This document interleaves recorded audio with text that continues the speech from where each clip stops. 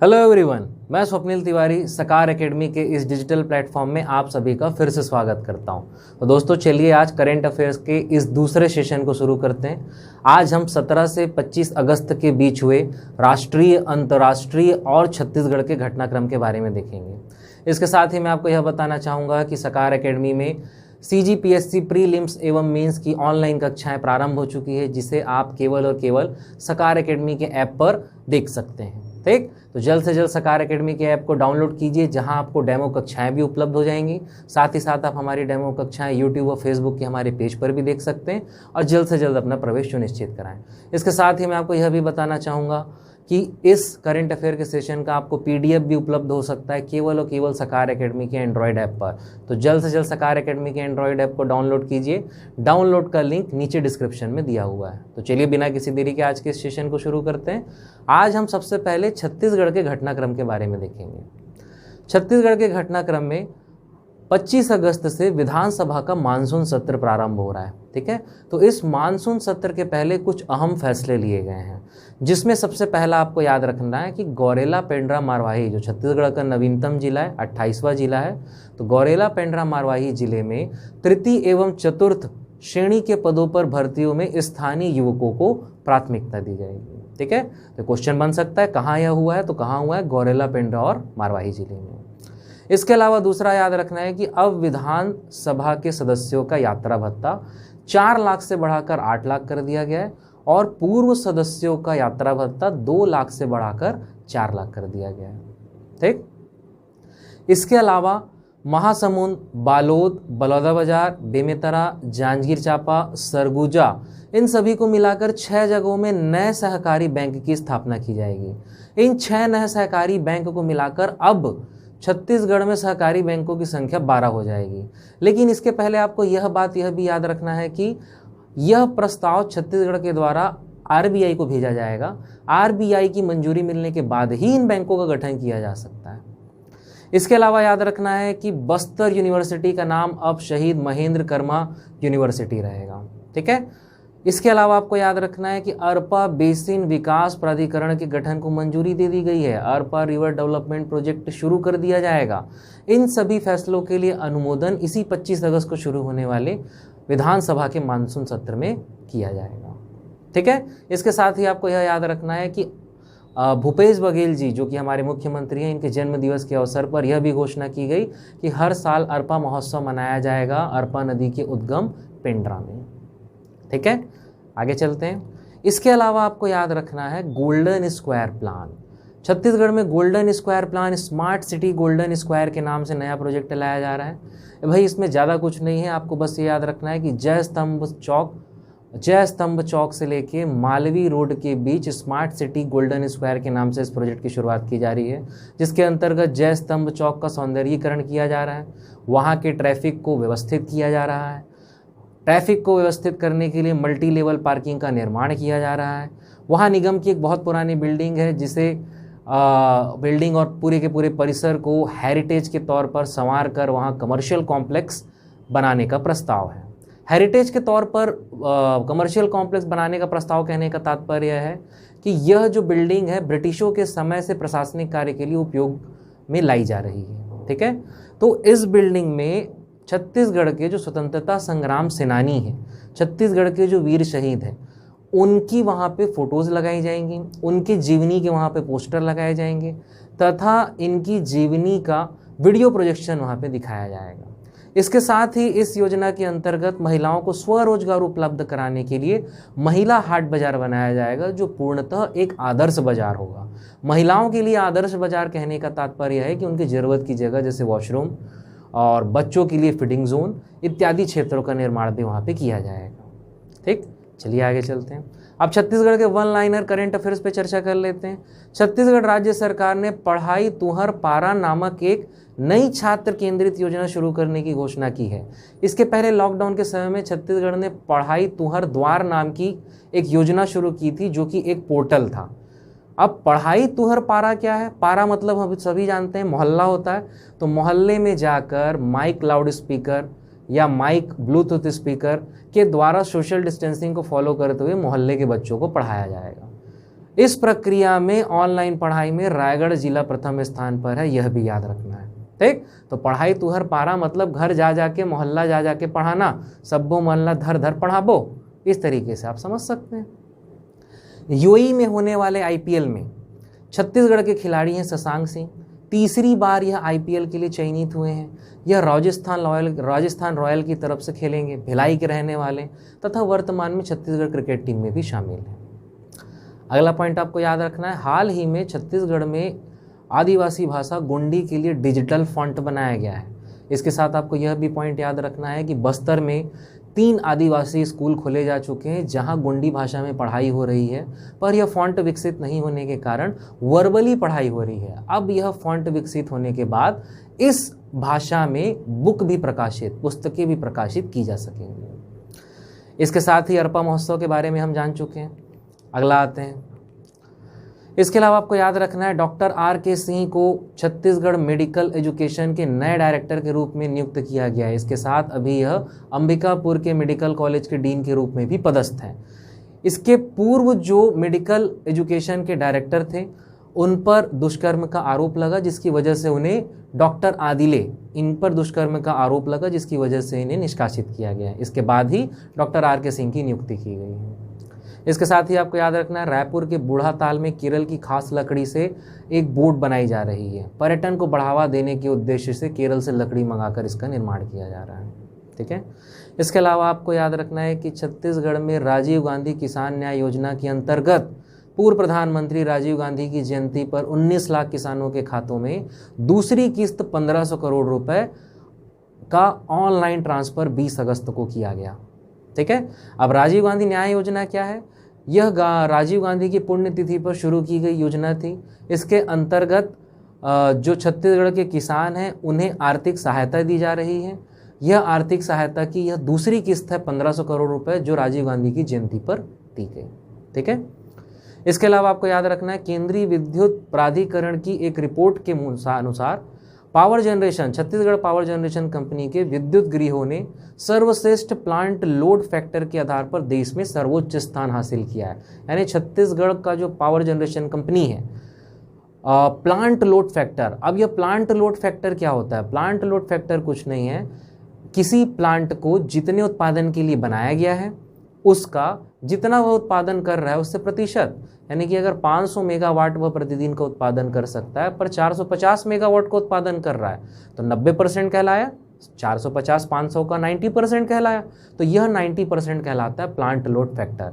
तो इस plant load factor के अनुसार छत्तीसगढ़ में पावर जनरेशन के स्थान पर पहले स्थान पर है, याद रहेगा। चलिए, तो छत्तीसगढ़ में इतना ही। अब हम देखेंगे राष्ट्रीय अंतर्राष्ट्रीय घटनाक्रम के बारे में। तो चलिए आगे चलते हैं। सबसे पहले सबसे बड़ी न्यूज़ जो हमारे एग्जाम के लिए मोस्ट इंपॉर्टेंट है, बहुत ही अच्छे से इसे नोट डाउन कीजिएगा, स्वच्छ सर्वेक्षण 2020। आज हम इसके बारे में सारे पॉइंट जानेंगे। सबसे पहला तो ये कि यह स्वच्छ सर्वेक्षण वर्ष 2016 से प्रारंभ हुआ है। यह पूरी दुनिया का सबसे बड़ा शहरी सफाई और स्वच्छता सर्वेक्षण है। यह इस स्वच्छ सर्वेक्षण का पांचवा चरण है। ठीक है, यह इसका 5वां क्रम है। इसके साथ आपको यह भी याद रखना है कि भाई स्वच्छ सर्वेक्षण किया क्यों जाता है। स्वच्छ सर्वेक्षण कहने का तात्पर्य यह है कि भाई शहरों के बीच आपसी एक प्रतिस्पर्धा की भावना, ताकि उस शहर का प्रशासन स्वच्छता के लिए और ज़्यादा जागरूक हो सके, उस शहर के लोग स्वच्छता के लिए और ज़्यादा जागरूक हो सके और स्वच्छता को अच्छे से बढ़ाया जा सके, इसीलिए स्वच्छ सर्वेक्षण किया जाता है। ठीक, तो इससे रिलेटेड हमारे एग्जाम में जितने इंपॉर्टेंट क्वेश्चन बन सकते हैं उन्हें हम देख लेते हैं। जैसे कि लगातार चौथी बार भारत का सबसे स्वच्छ शहर इंदौर। इसके साथ ही राजधानियों की श्रेणी में सबसे स्वच्छ राजधानी जो है वो है दिल्ली। इसके साथ ही गंगा नदी के किनारे बसा सबसे स्वच्छ शहर कौन सा है? वाराणसी। छत्तीसगढ़ के पॉइंट ऑफ व्यू से मोस्ट इंपॉर्टेंट पॉइंट हमें सारे ये याद रखने हैं कि सबसे स्वच्छ राज्य का दर्जा प्राप्त किया है छत्तीसगढ़ ने। इसके 100 से ज़्यादा शहर जो है स्वच्छ घोषित हुए हैं, इसीलिए सबसे स्वच्छ राज्य का दर्जा मिला है। दूसरे स्थान पर झारखंड था। ठीक, इसके अलावा आपको याद रखना है ODF++ सर्टिफिकेट प्राप्त करने वाला छत्तीसगढ़ राज्य भारत का पहला राज्य है। अब ODF क्या होता है? ओपन डेफिकेशन फ्री, खुले में शौच मुक्त, इसे ही क्या कहा जाता है? ODF। अब खुले में शौच मुक्त करने के लिए घर में शौचालय बनाना पड़ेगा। घर में शौचालय बन गए, हर घर में शौचालय बन गया, यानी क्या कहलाया भाई? खुले में शौच मुक्त, ODF राज्य का दर्जा मिल गया। कब? जब हर घर में शौचालय बन गए, ये कहलाता है ODF। ODF प्लस क्या होता है कि भाई केवल शौचालय से तो काम चलेगा नहीं, वहाँ पानी की भी व्यवस्था होनी चाहिए, साथ ही साथ सफाई का भी प्रबंधन होना चाहिए। अगर हर घर में शौचालय के साथ साथ पानी की व्यवस्था और सफाई का प्रबंधन भी कर दिया गया है तो वह कहलाता है ODF प्लस राज्य। क्लियर? अब ODF प्लस प्लस का दर्जा मिला है छत्तीसगढ़ को इस बार, तो भाई सीधी सी बात है, शौचालय भी बन गया, पानी की व्यवस्था भी हो गई, वहाँ सफाई का प्रबंधन भी हो गया। पर जो भी गंदगी इकट्ठा हो रही है उसे घर में तो इकट्ठा करके नहीं रख सकते, कहीं ना कहीं उस शहर के, उस जगह के सीवरेज सिस्टम से उसे जोड़ा जाना जरूरी है। अगर सीवरेज सिस्टम से उसे जोड़ दिया गया है तो ये कहलाता है ODF प्लस प्लस राज्य। क्लियर? अब ODF प्लस प्लस राज्य का दर्जा छत्तीसगढ़ को मिल चुका है। इसके ऊपर एक और सर्टिफिकेशन होता है, ODF plus plus and water plus. Water plus कहने का मतलब कि भाई शौचालय भी बन गया, पानी की भी व्यवस्था हो गई, स्वच्छता का भी प्रबंधन हो गया, साथ ही साथ सीवरेज सिस्टम से भी जोड़ा जा चुका है। अब सीवरेज सिस्टम से जो पानी निकल रहा है, जो गंदगी निकल रही है, उसका ट्रीटमेंट किया जाना, पानी का रिसाइकल किया जाना, जल का संरक्षण किया जाना, ये कहलाता है ODF plus plus and water plus. Clear? तो अभी उसमें वक्त है होने में। फिलहाल ODF प्लस प्लस राज्य का दर्जा प्राप्त करने वाला छत्तीसगढ़ भारत का पहला राज्य है। इसके साथ ही आपको याद रखना है कि सबसे स्वच्छ शहरों की सूची में रायपुर ने 21वां स्थान हासिल किया है। 1 से 10 लाख तक की आबादी में अंबिकापुर पूरे भारत में पहले स्थान पर तथा बिलासपुर शहर पूरे भारत में 11वें स्थान पर है। 50,000 से 1 लाख तक की आबादी में धमतरी पहले स्थान पर है। 25,000 से 50,000 तक की आबादी में जशपुर नगर पहले स्थान पर है। 0 से 25,000 तक की आबादी में पाटन पहले स्थान पर है। इसके साथ ही बेस्ट सेल्फ सस्टेनेबल सिटी का पुरस्कार भिलाई को दिया गया है। तो स्वच्छता सर्वेक्षण से जुड़े महत्वपूर्ण पॉइंट है जो हमारे CGPSC के लिए और CG व्यापम के आने वाले एग्जाम के लिए बहुत ही महत्वपूर्ण हो सकते हैं, इसे याद रखना है। चलिए आगे चलते हैं। इसके बाद एक बड़ी खबर में हम आते हैं कि कोरोना संकट में बेरोजगार हुए कामगारों को आधी सैलरी देगी केंद्र सरकार। हम सभी जानते हैं कि जो भी इस कोरोना काल के दौरान जितने भी वर्कर थे, इंडस्ट्रियल लेबर थे, मजदूर थे, वह बाहर जो काम कर रहे थे अपने अपने राज्य वापस लौटने के कारण वो बेरोजगार हो गए हैं। तो इन्हें सरकार इनके 3 महीने के औसत वेतन का आधा हिस्सा हित लाभ के रूप में देगी, जिससे करीब करीब 40 लाख कामगारों के लाभान्वित होने की उम्मीद रखी गई है। फॉर एन एग्जाम्पल समझ लेते हैं, जैसे किसी की तनख्वाह 10,000 है तो 3 महीने की हो गई 30,000। इसका औसत कितना हो जाएगा? 10,000 आ जाएगा। तो 10,000 का आधा कितना हो गया? 5,000। 5,000 रुपये सरकार के द्वारा दिया जाएगा। ठीक, अब इसका फायदा किसे मिलेगा, यानी यह योजना किस पर लागू होगी? यह फायदा केवल उन कामगारों को दिया जाएगा जिन्होंने 24 मार्च से 31 दिसंबर 2020 के बीच अपनी नौकरी गंवाई है या गंवाने वाले हैं। इसके साथ ही एक और कंडीशन इसमें लागू होगी कि जो workers ESIC employ state insurance corporation के तहत पिछले 2 साल से रजिस्टर्ड है। अगर कोई फर्म, ऑर्गेनाइजेशन, कंपनी, इंडस्ट्री या प्लांट बनाया जाता है तो उसके एम्प्लॉय को ESIC के तहत बीमित किया जाता है, इंश्योर्ड किया जाता है। यह एक इंश्योरेंस कंपनी है। तो जो 2 साल से इसके अंतर्गत रजिस्टर्ड हैं उन्हें ही इस योजना का लाभ मिलेगा। ठीक है, आगे चलते हैं। विश्व सौर प्रौद्योगिकी शिखर सम्मेलन, यह दुनिया का पहला सौर प्रौद्योगिकी शिखर सम्मेलन होने वाला है, जिसकी पहली अध्यक्षता करेंगे हमारे देश के प्रधानमंत्री नरेंद्र मोदी जी।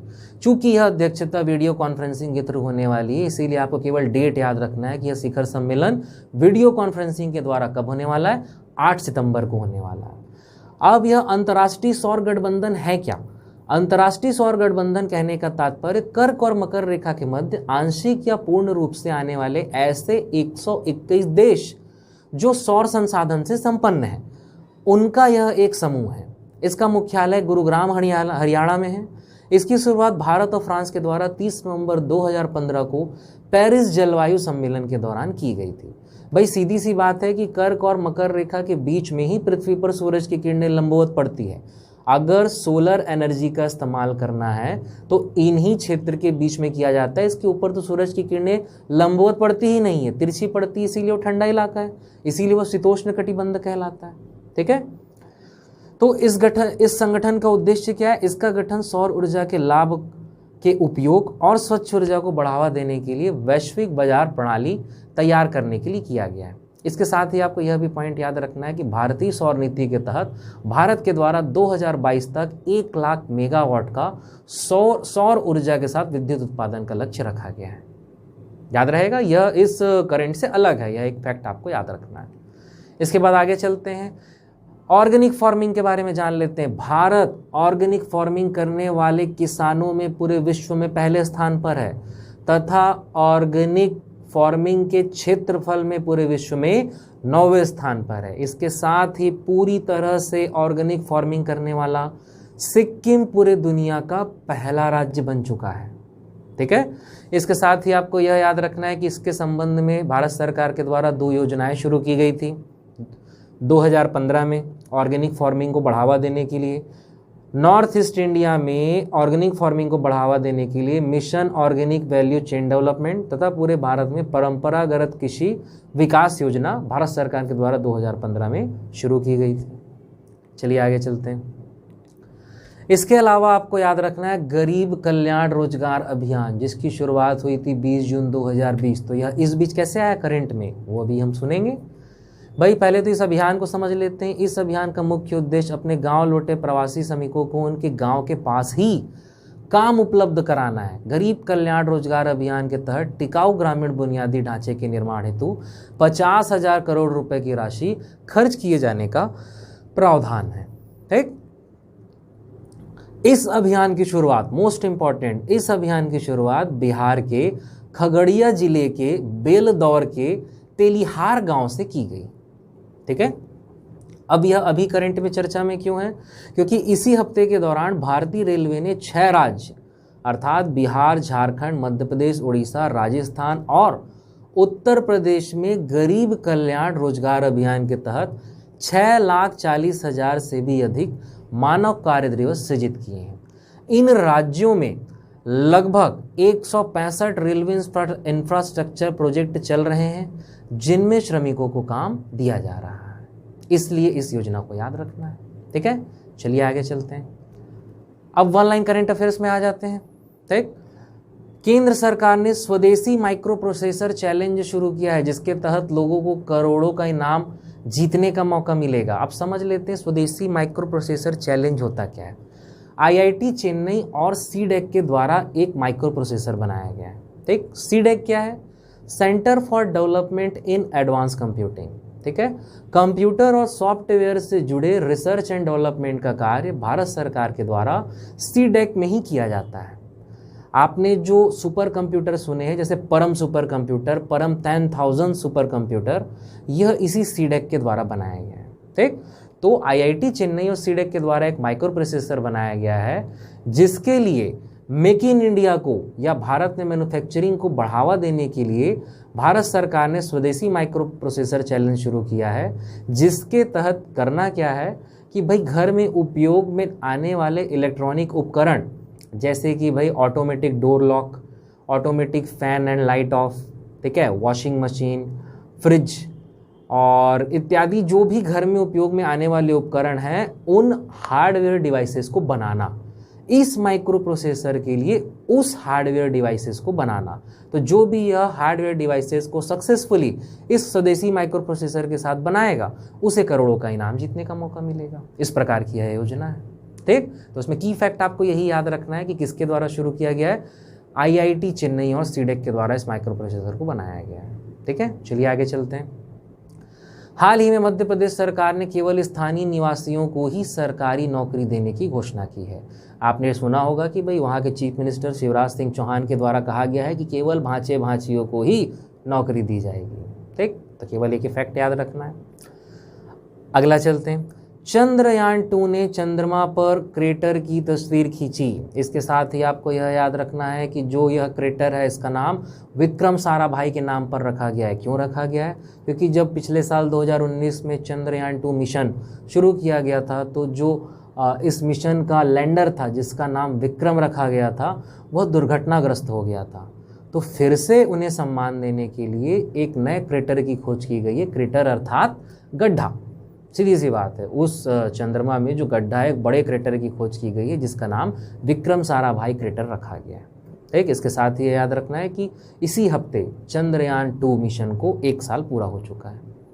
चलिए आगे चलते हैं। चंबल प्रोग्रेस वे का अब नाम बदल दिया गया है, अब यह कहलाएगा Atal Bihari Vajpayee Chambal progress way.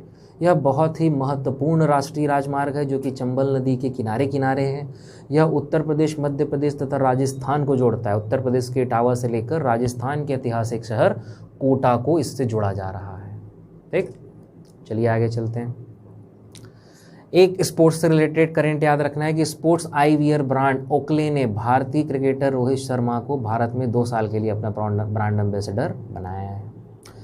Dream 11 ने 222 करोड़ रुपए में आईपीएल 2020 सीजन के लिए स्पॉन्सरशिप राइट्स खरीदे हैं। यह ड्रीम 11 वही कंपनी है जिसके ऐप में हम टीम का चयन करते हैं और अपने कैप्टन और अपनी टीम का सिलेक्शन रहते हैं, और उनके परफॉर्मेंस के दौरान हम जो उस पर पैसा लगाते हैं उसमें हमें प्रॉफिट मिलता है, एक अर्निंग का जरिया मिलता है।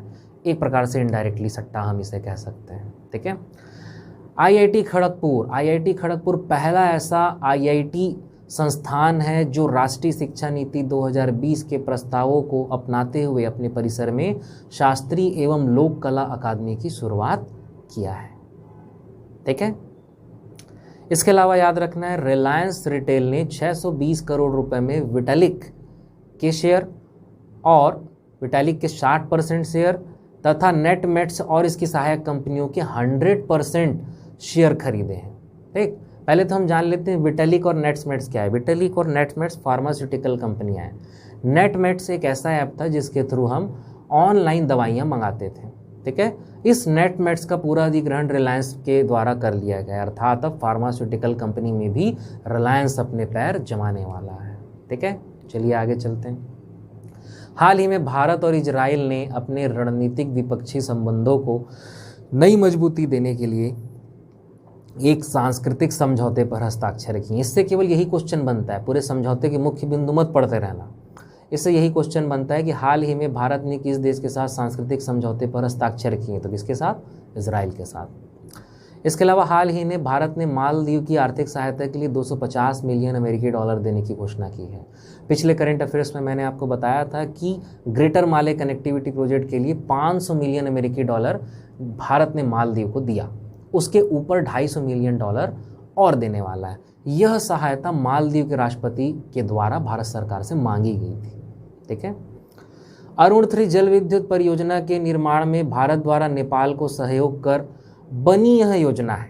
ठीक है। अब अरुण योजना न्यूज़ में थी, चर्चा में थी, तो बस यही याद रखना है, अरुण नदी पर है, नेपाल में है। ठीक है। और इसकी मरम्मत भारत सरकार के द्वारा की जा रही है। भारत सरकार के द्वारा सहयोग करके इस योजना का पुनरुद्धार किया जा रहा है। ठीक है। केंद्रीय गृह मंत्रालय ने हाल ही में मंडुआडीह रेलवे स्टेशन का नाम बदलकर बनारस कर दिया गया है।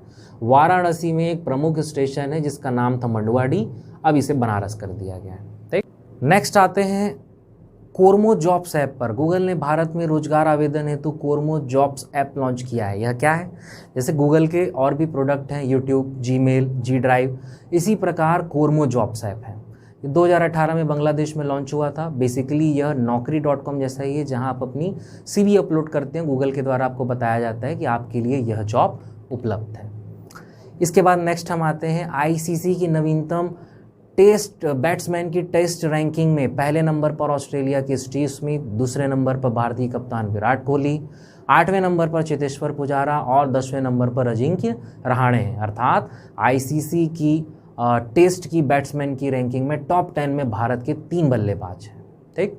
सरकार ने इथेनॉल सम्मिश्रण कार्यक्रम के तहत 2020 तक पेट्रोल में 10% बायो इथेनॉल सम्मिश्रण का लक्ष्य रखा है। ठीक। अब इथेनॉल सम्मिश्रण कार्यक्रम क्यों किया जा रहा है? ठीक है भाई, शुद्ध पेट्रोल हमें क्यों नहीं दिया जा रहा है? सीधी सी बात है, आम भाषा में हम इसे समझते हैं कि जो भी फ्यूल होता है इंजन में जाता है, जलता है और उससे मिली एनर्जी से ही वह इंजन जलता है, इंजन हमारा चलता है। क्लियर हो रही है बात? अब जो भी गैसोलीन होता है, जो भी फ्यूल होता है, उसमें कहीं ना कहीं ऑक्सीजन की मात्रा कम होती है।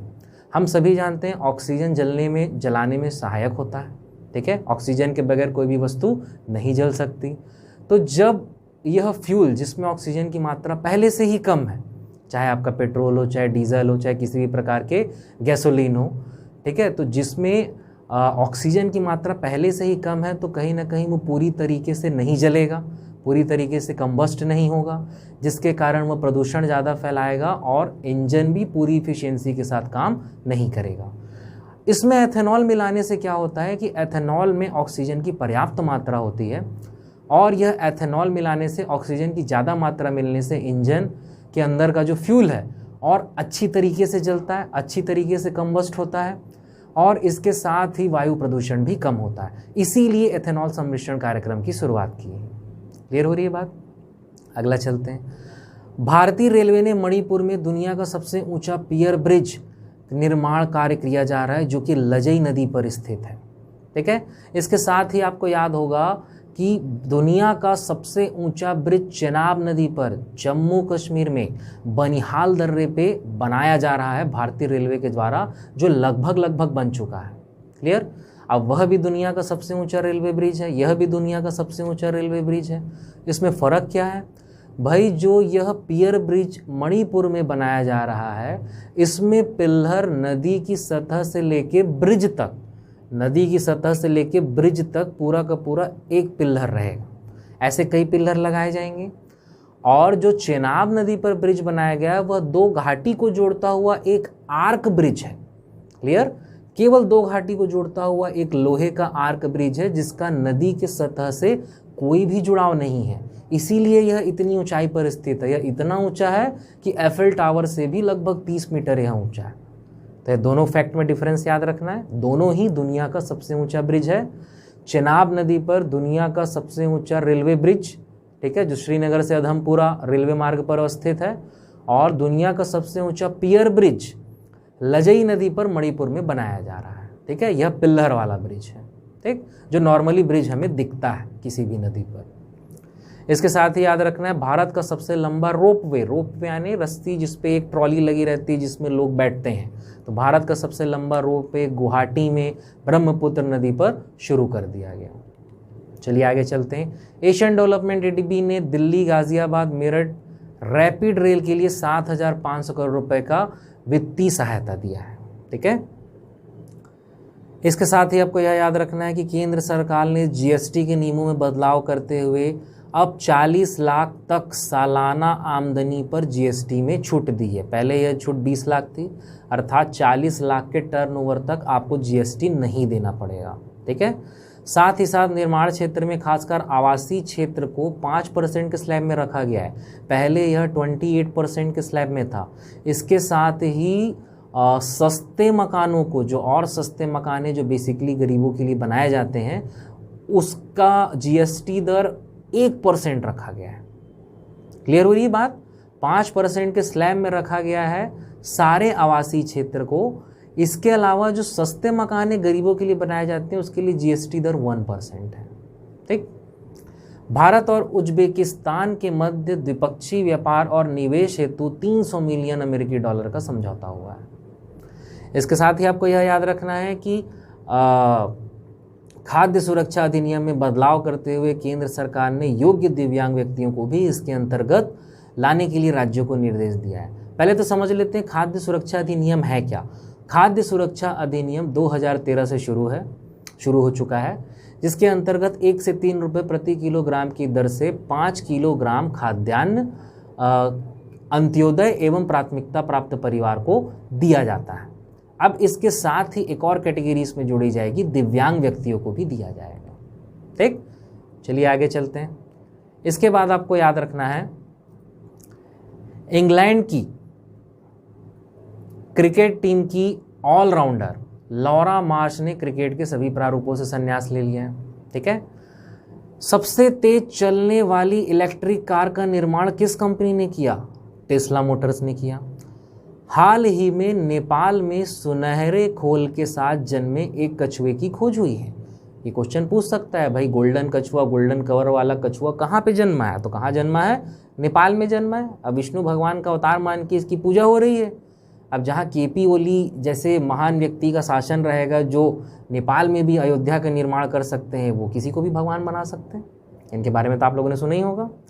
इसके साथ ही याद रखना है, चीन ने बांग्लादेश में तीस्ता परियोजना के लिए 1 बिलियन कर्ज देने की घोषणा की। यह तीस्ता परियोजना बांग्लादेश में है, भारत में नहीं है। ठीक। गूगल ने एक इंटरनेशनल स्कूल के तौर पर द एनीवेयर स्कूल 250 से अधिक देशों के लिए शुरू किया है। यह ऑनलाइन स्कूल है। ठीक है। इसके बाद कुछ नियुक्तियां याद रखना है कि केंद्र सरकार के पूर्व वित्त सचिव राजीव कुमार को चुनाव आयुक्त नियुक्त किया गया है। याद रहे, यह चुनाव आयुक्त हैं। मुख्य चुनाव आयुक्त वर्तमान में सुनील अरोड़ा है। ठीक।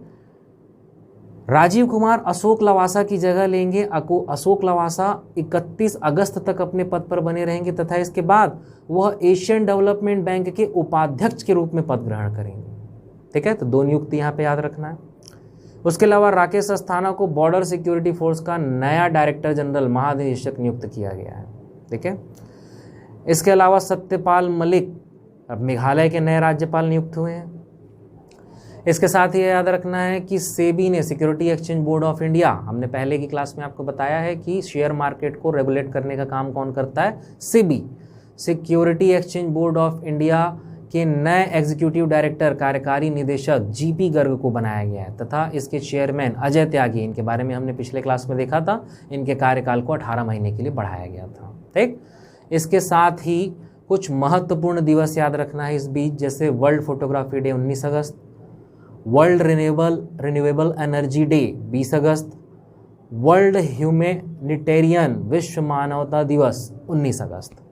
इसके साथ ही इस बीच कुछ निधन हुए हैं जिन्हें आपको याद रखना है, जिसमें मोस्ट इंपॉर्टेंट है पद्म विभूषण से सम्मानित शास्त्रीय गायक, तबला वादक पंडित जसराज जी का अमेरिका के न्यू जर्सी में निधन हो गया है। इसके साथ इनसे रिलेटेड पिछले साल का एक करंट भी याद रखना है कि नासा ने वर्ष 2019 में मंगल और बृहस्पति ग्रह के बीच सूर्य की परिक्रमा करने वाले एक छोटे से ग्रह का नाम इन्हीं के नाम पर जसराज ग्रह रखा है। ठीक है। मोस्ट इंपॉर्टेंट है, सभी इसमें से क्वेश्चन बन सकता है। पद्म विभूषण सम्मान जो कि भारत का दूसरा सर्वोच्च नागरिक सम्मान है, शास्त्रीय गायक है, कौन सा वाद्य यंत्र बजाते थे? तो तबला वादक थे। ये सारे पॉइंट इनके बारे में याद रखना है। इसके अलावा मदारी और दृश्यम फिल्म के निर्माता भी इसी दौरान इनका निधन हुआ है। निशिकांत कामत का हाल ही में निधन हो गया है। इसके साथ ही आपको याद रखना है कि चेतन चौहान जो कि यूपी सरकार में कैबिनेट मंत्री हैं और पूर्व क्रिकेटर भी रहे हैं, इनका कोरोना के कारण इनकी मृत्यु हो चुकी है। ठीक। तो आज के करंट अफेयर्स में दोस्तों सिर्फ इतना ही। इसके साथ ही आपको इस करंट अफेयर्स का PDF जैसा कि मैंने बताया आपको हमारे एंड्रॉयड ऐप पर उपलब्ध हो सकता है। साथ ही साथ CGPSC प्रीलिम्स और मेंस की कक्षाओं को ज्वाइन करने के लिए आप हमारे ऐप को डाउनलोड करके उसमें अपना प्रवेश सुनिश्चित करा सकते हैं। नेक्स्ट सेशन में हम इसके बाद की चीज़ों को देखेंगे, जहां हम राष्ट्रीय, अंतर्राष्ट्रीय, छत्तीसगढ़ के घटनाक्रम के बारे में चर्चा करेंगे। तब तक घर में रहें, सुरक्षित रहें। Thank you.